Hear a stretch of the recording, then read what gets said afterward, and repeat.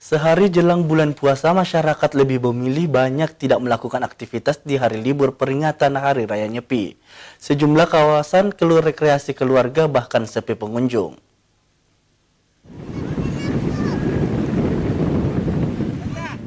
Sehari jelang Ramadan yang bertepatan di libur peringatan Hari Raya Nyepi, tempat rekreasi keluarga di Kota Makassar terlihat sepi. Salah satunya di Pantai Indah Bosua yang terletak di Jalan Tanjung Bunga, Kecamatan Tamalate, Kota Makassar, Rabu siang.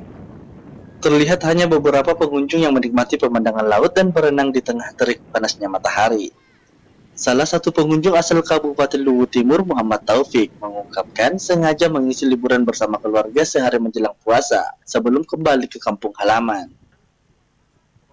Kita kan ini sudah kerja beberapa hari, jadi kita lepaskan penat di pantai biar nanti bulan puasa kita enak puasanya.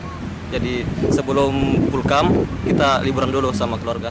Diketahui pemerintah akan menetapkan 1 Ramadan 1444 Hijriah jatuh pada tanggal 23 Maret 2023 bersamaan dengan Muhammadiyah.